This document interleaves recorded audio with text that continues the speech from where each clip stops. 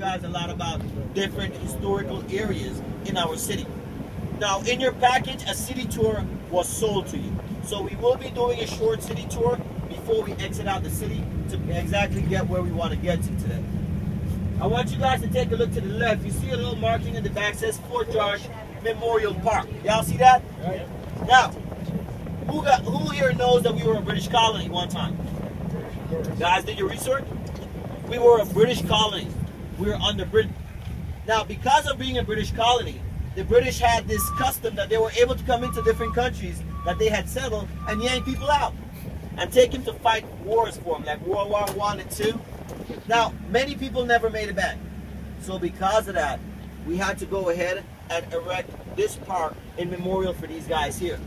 Just like how back at home you got Memorial Day, we got the Memorial Park. So that was made for these guys right there. As we go along, we were talking about being a British colony. You will see a lot of colonial houses, a lot of them. Some of them being anywhere from 150 to 200 years of age. They're very well kept. Many of these are just like we can say monuments in our city itself. As we go along, I was talking to you guys about how from the sidewalk coming on in is all reclaimed land. It is. The city itself is about 2 to 3 feet beneath sea level, guys. Which other place do you know that's beneath sea level? New Orleans. Exactly, New Orleans, right? New Orleans for other ones. And due to that factor here, when it rains a lot here, everything gets flooded out. So it's a problem, a little problem there. Taking a look to the left, coming up, we see a building at about, give or take 10 o'clock. Looks like a Maya temple. Has a lot of beautiful windows on it. You guys guess what building that is all about? The U.S. Embassy. Embassy? Anybody else? Government building. Yeah, a little bit. We can say that. The jail. Nope. It's the Central Bank of Belize, guys. That is where all of Belize's money is kept. That's why it's so damn small, as you can take a look at it. Ironically, though, there's another building behind it. Now, that one has a lot of barred up windows. What building is that one? It was the prison at one time. It was Her Majesty's prison. Got too small, eventually it's now moved out to a different area. Now, due to that factor there, it has some beautiful stories about that place right there. Now, when I talk to you guys about being a British colony, I talk to you about slavery. When all of this was happening in about, give or take, 1940s, about that, we hear about people being mutilated, hanged on the corridors of that prison right there at that time, just to teach everybody else a lesson. That was pretty much the custom back here in the days, that if you did something to, we can say, anger the British in some type of way in regards to the way they run the place, they would do something that would go ahead and send a message out to everybody else. Now, as we go along through the city, you will not be looking at a lot of, we can say, 2 lanes, 3 lanes, and so forth. No, you'll only see 1 lane to go and come in from. There's no 2 lanes. And if you can take a look at the roads or the streets, they're extremely narrow. They're not wide enough for a lot of different vehicles. These roads that you see around you were never designed for buses, minivans, trucks. No, they were designed for horse and buggies and bicycles. If you had a bike back in the day, you were extremely popular. Now, what do you need? A Ferrari, a Humvee, a Jaguar, huh? All these things you need. But back in the days, it wasn't like that. Everything changed, time changed, you know, even technology changed a lot. Coming up, we're looking at the Mexican embassy here to the left. This white and blue building is the Mexican embassy. Coming up to the right, the creamish buildings. That is something you guys are going to notice. That pretty much every important building to us is creamish of color. Don't know why, it just is. Coming up, the creamish building to the right is known as the Princess or the Ramada Hotel and Casino, locally known as the Donation Center. Is that what you call it back home? Over here is where you see a lot of people coming in smiling, going out crying. Housewives coming in, looking for the hubby, taking them out by the ears. But you see all of this happening right out here. To the left, you might not be able to see it very well, but this is a soccer pitch. Coming up to the opening, you guys can take a look inside. This is where soccer is being played in the city itself. It's not the international stadium. It's not. Our international stadium is to another area known as Belmopan, which is of course the capital of our country. This area right here, or this city, was known as the capital of our country. It is no longer. Because of the amount of water that gushes in, whenever there's a hurricane, floodings and so forth, they changed it to another place called Belmopan. That is now the capital city of our country. To the left, these buildings that you see here, all these tall buildings, these buildings are call centers. You guys ever heard about track phone? Net 10 straight talk. Thank you for calling track phone wireless. My name is Andy. How can I help you out today? Right? So yeah, many times you make a call. You know what? My voicemail ain't working. I cannot make or receive calls. What's going on? That's when your call gets routed out, comes right here to Belize, and we answer the call. Here's the million-dollar question. Where are you guys located? I am located in Miami, Florida, man. So yeah, right, their call gets transferred out here, we fix their phone and all that, and everything's good.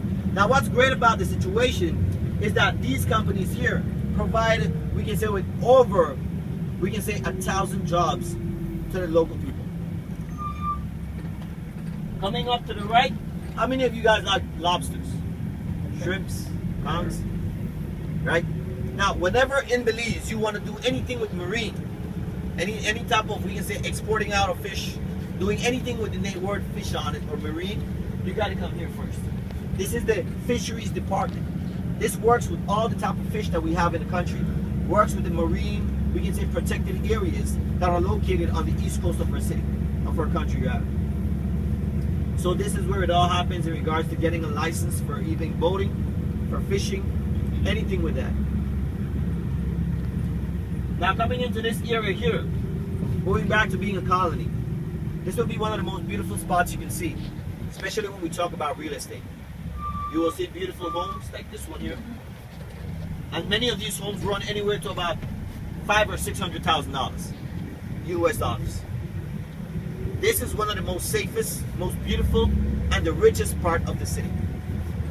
Why? Because when we were a colony, the slave masters used to live in this area, known as King's Park. So when that happened, tradition, generation to generation, all of these people here are descendants of those very, we can say, masters that were around here. You can take a look at the roads. You can even see the separation in the middle of the road. Very beautiful. But as we go more through the city and more to the southern part of the city, you'll see everything changes. Now I want you guys to feel free to ask any questions, right? We will be doing a tour. Like I said, I'm not the only one you guys are gonna listen to. We got Idioni, and if anybody else joins us, we're gonna have someone else talking to you guys as well. I hope you guys like info, especially history, because as tour guides, that's our obligation, to allow you guys to know what country you're visiting. I've heard comments, man. I've heard comments about going to other countries. A tour guide not even knowing, you know what, when is the country's independence, or what the country is all about, but not here in Belize. But you talked about hurricanes earlier. What was the most recent hurricane that had the most significant impact? That was in about 98, Hurricane Mitch. Oh, what's Mitch? Okay, that's Yeah. the same one that so it didn't have. Lately, right here, last year, we had a hurricane called Hurricane Earl, but he didn't do a lot of damage out here. Mitch, however, did a really catastrophic job. Roofs off the houses, areas totally flooded out for about 10-15 days. All out here was without electricity for a couple of days. You had all the electricians coming in, especially in the city, because of the way it is, the way it's built up, coming in from all over the country to help out in reestablishing connectivity throughout the When city. you were talking about how the storms can come in and like ruin some of that area, is that recent or that was rural, or does that happen just with like rainstorms? Now, usually that happens in regards to only hurricanes. Okay, for Hurricanes, that's the only type of devastating, we can say, Mother Nature working its magic out here. That's the only time that we worry about something. Here in Belize, we don't have tornadoes, twisters, we don't have earthquakes. So none of these play a role on with us. It's only hurricanes. If you take a look at the homes, you would see that the material being used for these homes are cinder blocks, right? Are made of concrete. And that's the reason many of these homes are concrete, because of hurricanes. In the US, most of the homes are made of drywall, right? Lumber, wood, right? Because of hurricanes, not hurricanes, but twisters, tornadoes, and earthquakes. You get trapped in there, you end up dying. Imagine that we having hurricane earthquakes here, shaking up the establishment, and you being locked up in it with only concrete surrounding you. So because of that, the U.S. stands that way, the type of, we can say, infrastructure, and when it comes to out here, it's concrete homes. And what's the native language? So if you're at home in your own house, what do you speak? I speak Spanish, Idioni Spanish, Manuel Spanish. All of us are Latinos, but we are not known as Latinos down here. We're known as mestizos. It's a mixture between the Spaniards that were here and the Maya that were here. In our case here, we don't know anything about Mayas in regards to the language itself. We know pretty much everything about the culture, its beliefs, its gods, its way of life. But the culture, we did not stick to that a lot. You see, when the Mayas were here, the original Maya civilization, even they were cut off from their heritage. Even they were cut off from the written language. You were persecuted, burned at the stake, decapitated, mutilated, if you would even speak the language that was not provided to you. So because of that, the language itself was cut off from the local people. So for us, the most native language that comes to us is Spanish. Since this was British homeowners, why are we driving on the lake? Beautiful question. Right? A lot of times I get that question. Coming from a colony, why do we drive on the right? Think about it. Right. Think about this. You come in from Mexico, you drive on the right. Come into Belize, you switch lanes. You go out of Belize to Guatemala, you got to switch lanes again. So it caused a lot of accidents. In 1982, we had the privilege of getting our independence. 1982. We got it from British, right? From the British. So because of that, we were able to create an identity for ourselves, not coming from them. So many things changed. One was the way we drove. So from the north all the way to the south, everybody drives on the right to not cause any complications, traffic jams, traffic accidents. All this was eliminated. Now going along the way, take a look at this little guy here to the right. What does he have on? School clothes. School clothes, uniforms. In Belize, every high school, every elementary school has to use uniforms. And the reason for that is to eliminate any type of prejudice that you might got. Out here you have classes from middle, lower to high class. Not everybody is able to afford what others are able to afford.